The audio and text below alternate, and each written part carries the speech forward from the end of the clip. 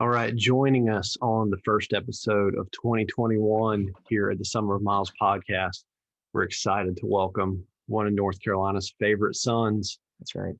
A man that needs no introduction, but from Hickory, North Carolina, has a 1500 PR of 335, 3K of 730, and a 5K of 1305.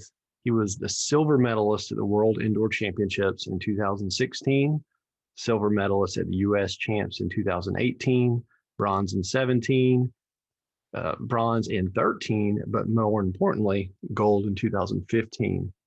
Here we are, face to face, Mr. Ryan Hill. Ryan, welcome to the podcast. Yeah, thanks for having me on the podcast. You guys make me sound like a pretty good athlete in that intro. Yeah, well, you're, and more importantly, you're a cat whisperer too. So I want some of the folks out there to know that. That's off the resume. That's personal. Your Wikipedia page didn't have that, so I wanted to bring it up. Well, I'd add it, but I don't think I'm allowed to. So, I don't know what that goes back to, but I'm not allowed to post on Wikipedia. But more importantly, speaking of Wikipedia, something's probably going to change pretty soon here, Ryan. So we're glad to have you today to make an announcement. What's going on in your life? So as some people may know, I'm not going to continue my contract with Nike and the Bowerman Track Club going forward. So now starting off 2021, I'm going to be a Hoka athlete with Northern Arizona Elite in Flagstaff, Arizona, coached by Ben Rosario, a very successful track club, running club at this point. Ben Rosario, obviously a great coach, clearly has the marathon figured out, just coached the Olympic trials marathon winner on the women's side. So a great coach, and he really excited to get into track and middle distance running. I think it's something he would love to prove, and me and him hopefully work together and prove that Hoka and NAZ Elite have what it takes to get track success as well. Oh man, just from this side of things, congratulations. That is a huge pickup for Hoka. And I know they're going to be thrilled to have you on there. Ryan, could you kind of, obviously, for those listening who may not know fully, can you kind of walk us through your past 2 years, kind of the ups, downs, and kind of the things that have led us to this point in time? Yeah, I mean, as an athlete, just strictly talking about my athletic experience, kind of hit rock bottom, if you will, in 2019. Just had a really bad Achilles injury that had kind of built up over time with some other foot issues. But in 2019, Achilles just gave out. I did not have a season. I missed the entire 2019 track season. And that's just not races. I wasn't able to train. I missed the whole summer, and you just take a huge step back anytime you miss. I mean, even if you were to miss a couple of months, it takes you back. But to miss a whole year of competition and training just took a huge step back. Rock bottom was a real tough time. And obviously the Achilles is always a scary one to get because when you're dealing with it, you just don't know if it's ever going to get better. I mean, Sandy, you've been through some bad Achilles stuff, Yes, sir. It hurts you to your core where you're like, man, is this like how it's going to be forever? Like, yeah, I am never going to get better again. But I locked in the middle to end of 2019. As soon as I decided, okay, my season's over, the best thing I can do for myself is take care of my body long term, get healthy, get strong again, leave this season behind and build back. And I was able to do that. I worked with a lot of really good people, a lot of good physical therapists, a lot of and people here at Nike that helped me get back to full strength, full health. And I was ready to prove that I got back to how the beginning of my career had been. 2020 just did not get a lot of opportunities to show that fitness. I only raced 4 times in 2020. And even then I ran 13:15 for 5K and 7:38 for 3K. Performances that I thought were pretty good to prove that, I came back from that really bad Achilles situation. I'm back to full strength and I'm only going to get better from here because all of this fitness and these great successes that you see athletes achieve, that's not just based off one training cycle or 1 year or even 2 years. That's a lot. That's built up over a lifetime. So you think about missing one season, it's going to take multiple seasons to get back to where you were. So I still feel like I'm on the upswing. And 2020 was the first step in coming back from that rock bottom 2019. Yeah. When, kind of with, I know with the Bowerman training, and you and I have talked a little bit about, it's when you kind of get off the train for a little bit, it doesn't necessarily wait for you. It keeps going to the next station with everyone else. Can you explain, just talk maybe a little bit about the challenges of trying to get back in with obviously some of the most talented guys? I mean, what we've seen in the world even.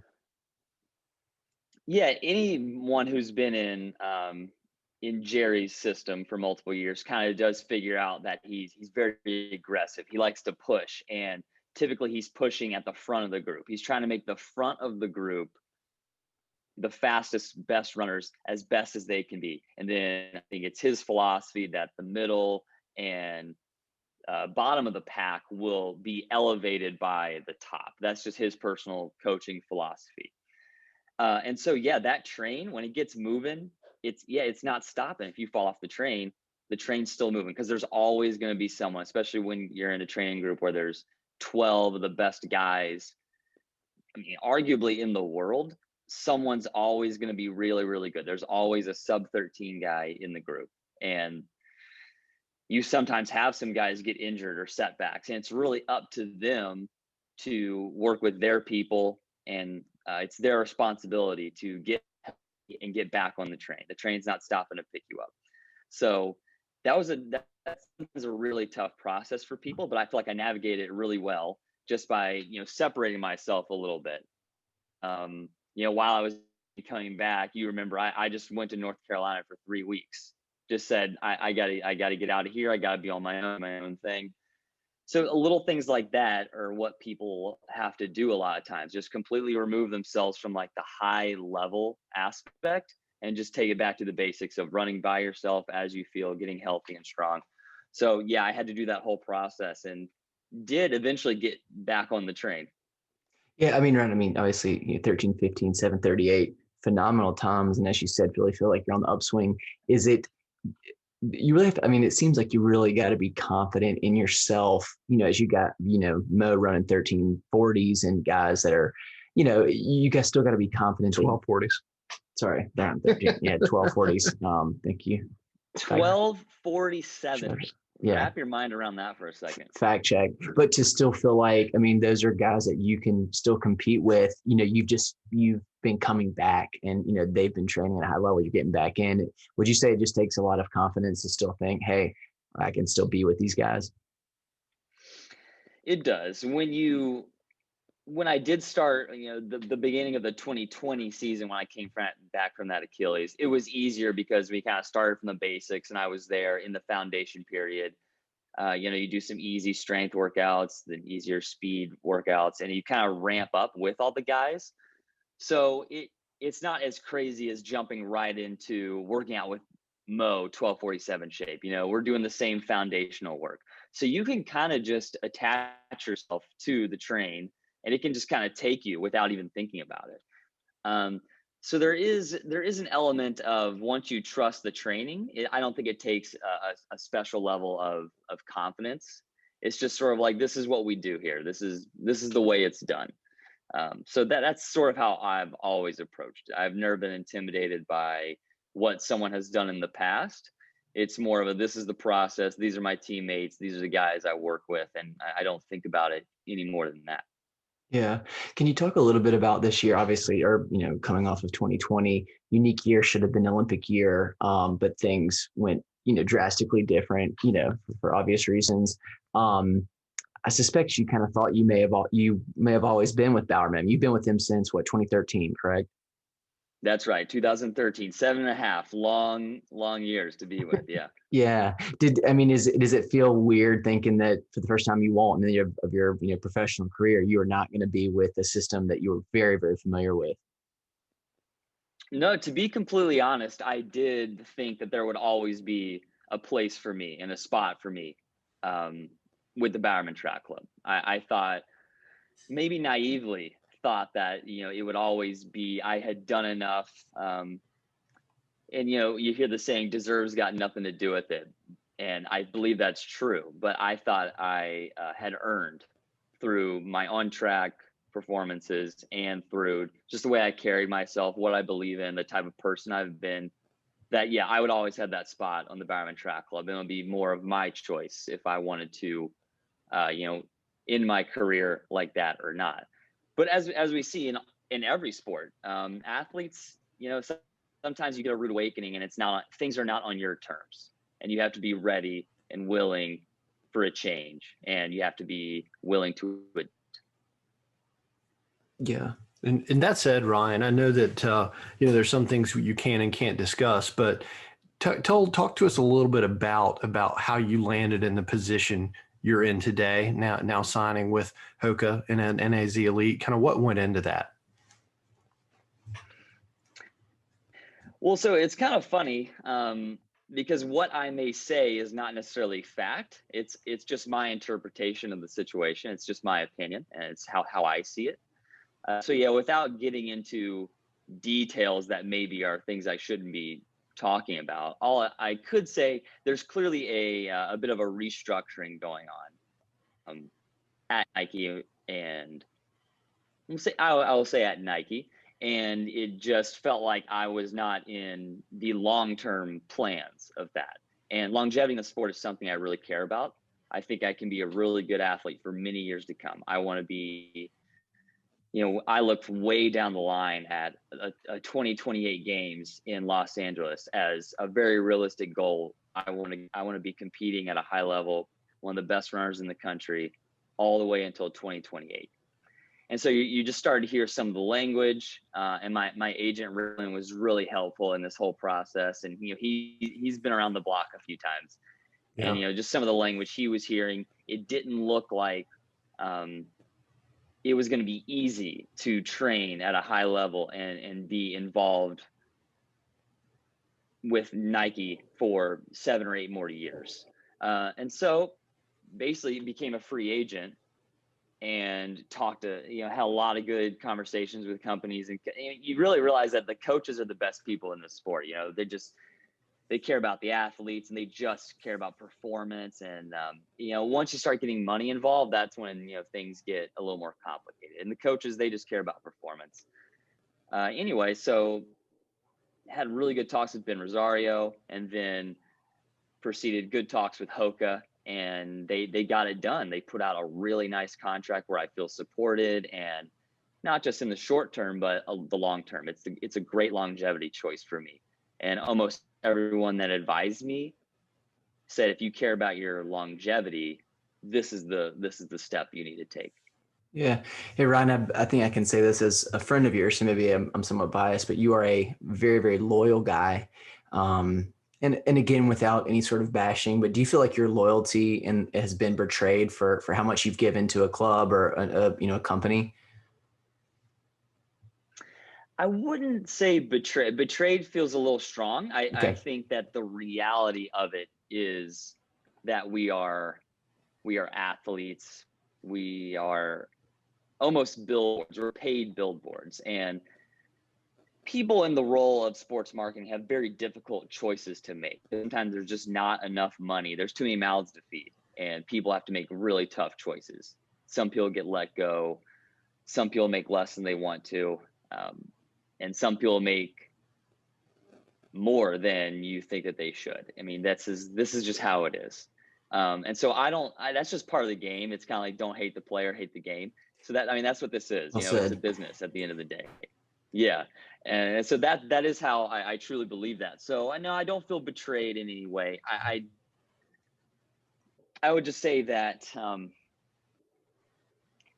there were hard decisions that had to be made. And there was a ranking system that ranked me a little bit lower than I ever thought I would be. Gotcha. No, that's well said. Well, I mean, kind of in some ways looking ahead, but what are some things, obviously, I know, you're moving to NAZ Elite. It has a little bit more of a marathon focus. You'll bring more of a middle distance track component. What are some things that you've learned over these past years from Bowerman and from the guys you've been training with that's transferable that you're looking to bring? So maybe a few things on that end, and then maybe some things you're looking forward to maybe kind of creating your own culture with. Well, yeah, I've 7.5 years of experience. You see a lot of stuff, and I feel like I've been placed and put in almost every situation you can be in. It hasn't just been one constant 7.5 years. I feel like I've been in all kinds of different situations. So yeah, I have learned a ton that it's success. You arrive at success in many different ways. There's been times where I completely trained on my own for certain reasons, for like a couple months at a time and had great success. So I know you don't always have to be with, a 12-person elite training group. And I've had times where I feel like I've quote unquote undertrained and still performed really well. We've done plenty of altitude camps, so I'm not afraid about living and training at altitude. I've had all of my best performances have been from altitude. But I do know that you can over altitude. So I'm going in with a really healthy respect for Flagstaff, and letting the altitude do the work is kind of something that me and Rosario, we both agree with. And so we'll be using that going forward.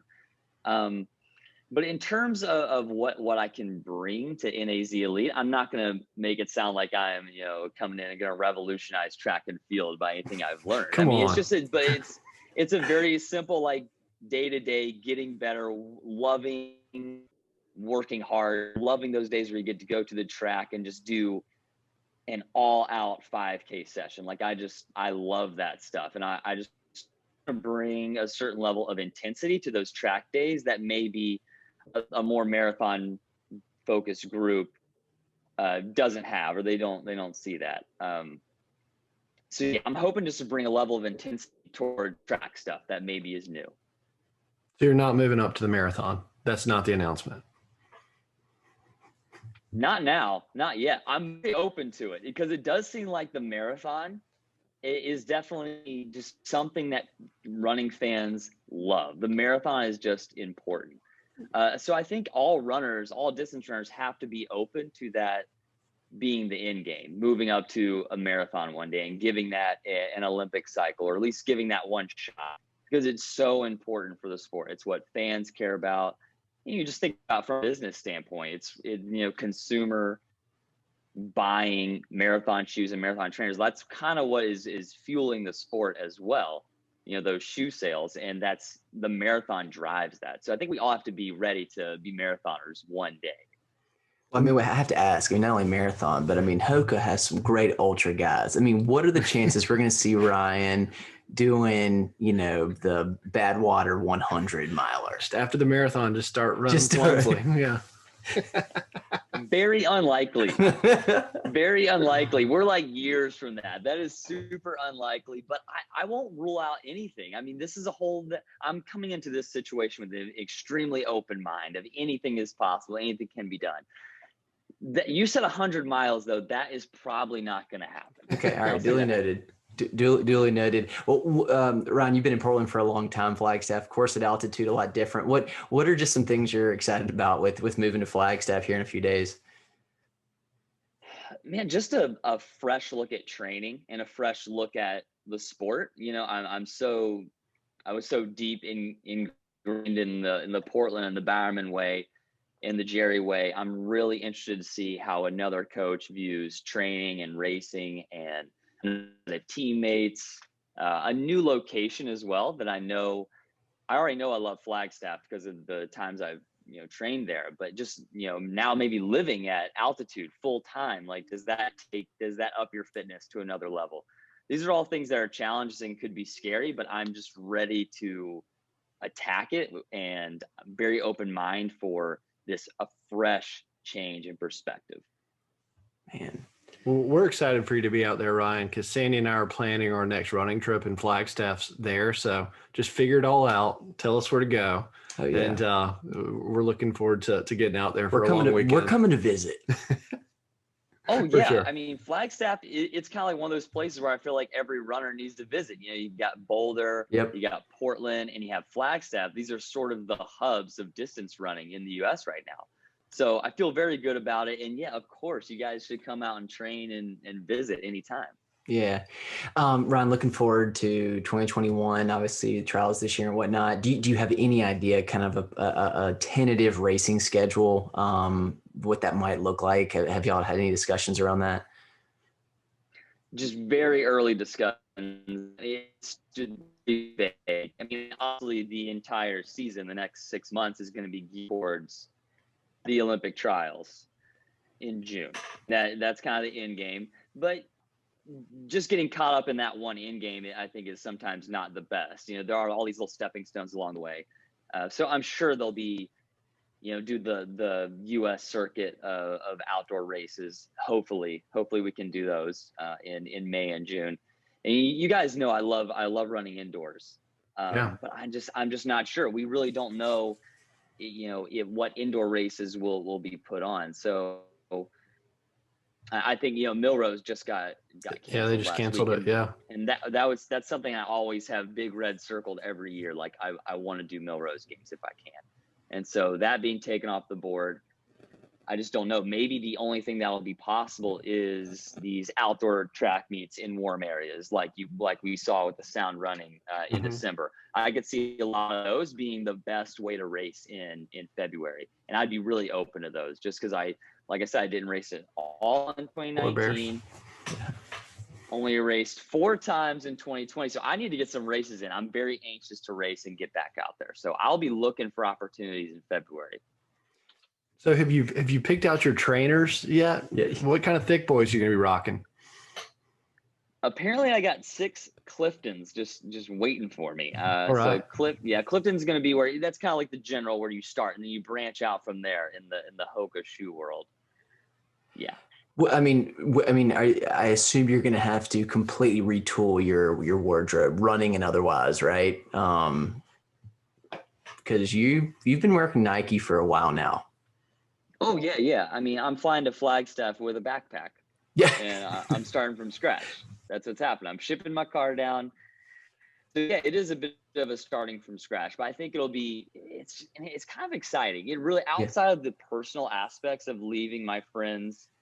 And you know, my girlfriend's hooked in at Nike as well. She's very committed and loyal to her work there. So leaving her behind for now as well, the personal side is really tough, but athletically and from an opportunity standpoint, it's really exciting. And I'm looking forward to that change. Yeah. Well, I know from this end, we are huge fans of Ryan Hill. That goes without question. And we're excited to see you take your talents to Hoka, and excited for just what if I can say Ryan Hill 2.0 in terms of this next stage of your career is going to look like, as we will be cheering from afar. And we look forward to coming to visit. And I think I'd be remiss if we go through a podcast with someone of this talent level and not bring up, you still haven't raced Sir Walter Miller yet. And we hope you don't race it this year, because I think it is during the Olympics. But Yeah, right. You sat with us in the shed last year when it was raining, or 2 years ago, I guess. That's right. But if you're running until 2028, we're going to get you in there somewhere, Ryan. You got to think in the next, 7 or 8 years, it's going to work out. We feel better about it. It's crazy. Like it's funny, like such a late in the summer race like Sir Walter, you just never know where your path is going to go then. And sometimes these things just happen organically. And you have a situation where, like, I'm sure you guys didn't expect Lopez Lamong to, show up one year and run 3:53 and win the thing. No one plans on that. But when it happens, every athlete will bring their A game at the Sir Walter Mile. So you guys will always have that in hand. If it's not me, whoever's there will bring their A game. But hopefully it's me one day. Yeah, well, we want, absolutely. This is your home turf right here. We need you back here. All right, Ryan, just commit.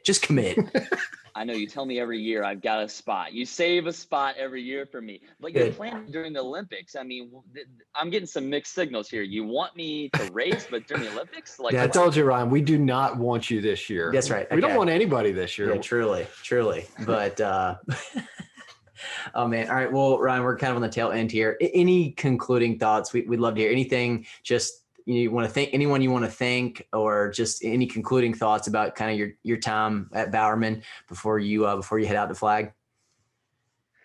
I mean, I've had one-on-ones with everyone back at Bowerman and in Portland that are important to me and that I think are either the future of the club or helped me along the way. And so I've told all of the people that need to know how I feel. And I feel really good about moving forward with no bridges being burned. And I can truly say that I haven't burned any bridges. No one has with me. And I think that's just really important to maintain that mutual respect across the board. So, I never want to look back on my time with Bowerman with any negative thoughts, because ultimately it was just such a positive, great experience. Like, what a place for me to be and see such transformation, positive transformation. I think it's a really good model for what a track club can be in the US. So yeah, no bridges burned, feel really good. But looking forward, I do hope it is a Ryan 2.0 situation, and the training is really going to click in Flagstaff with NAZ Elite. And I'm just really looking forward to it. And I will be bringing it this year. I'm extremely motivated. And yeah, you'll be getting a full strength Ryan this year for sure. We like it. I love it. Well, Ryan, I'll say one final thing, and I'll let Pat end us here. But a lot of people don't know, but you did leave an indelible mark in your time in Portland. A lot of folks won't know this, but I do, in that you were part of the Bowerman Youth Track Club, and you were out there helping at one of the different sites. And I know that you are a club coach favorite. I know that much. And so you certainly left a mark. You're running not only on the track, but also off as well as inspirational to a lot of people, just especially how you connect. And so I know you have, like I said, left a great mark, but excited for what you're going to bring to Flagstaff. And of course, we'll be cheering from Raleigh and the Triangle and North Carolina, Hickory. Everyone, as a native son, we'll be looking forward to what 2021 brings. Definitely, yeah. Ryan, I've always hung my hat on you since 2013 when y'all were jogging that 5K and the heat in Des Moines, and you're still wearing your NC State kit. And I'm sitting there in the press section. I'm like, watch out for Ryan Hill. He's in there. And you proved me right. So thank you. And I hope that has led to where you are now. And we do look forward to Ryan Hill 2.0. Keep waving that North Carolina flag. Yeah, boy. Yes, sir. I'll do my best for the whole always try my best for North Carolina, and I'll continue to do so. Awesome. Ron, thanks for joining us. Thank you. Thanks for having me. Man, what can I say about Mr. Ryan Hill? He's one of the most consistent athletes in BTC history. Whether it was in a workout or in a race, he always brought his A game. He was never getting dropped in a session. That's for sure. He was quiet, and you might wonder who was still hanging on in the back. And sure enough, every time it would be Ryan. He would never fall out of a workout, never get dropped, and always just be right there. And I feel like that always that quiet consistency is what really defined him as an athlete here at BTC. And it showed in all of his performances. He was always super dialed in. He made 4 world championship teams. Got nothing but love and respect for my man Ryan Hill. One of my favorite things about Ryan Hill is not what I would say about other runners. It's not that he's a hard worker, and he is. It's not his pedigree as a runner, where it was a multiple-time world championship finalist and one of the fastest American 3K runners ever under Bowerman Track Club. But rather, it's just that Ryan takes people for who they are. It doesn't matter if he was at our own practice telling jokes, or if he was talking to a BTC youth kid or their parent, or just if he was going out to lunch with us and having a good time. Ryan just built relationships. And I think the togetherness that we feel at Bowerman Track Club and the community and, the team atmosphere that we have is not partially due, is greatly due to Ryan. I know that our team is going to miss him every day. I expect to see him around until 2028. I know he doesn't want to quit until then, and he might never quit. He likes the sport too much. So good luck to Ryan. I don't expect this to be the last time I make a video about him, but he will be greatly missed at Bowerman every day.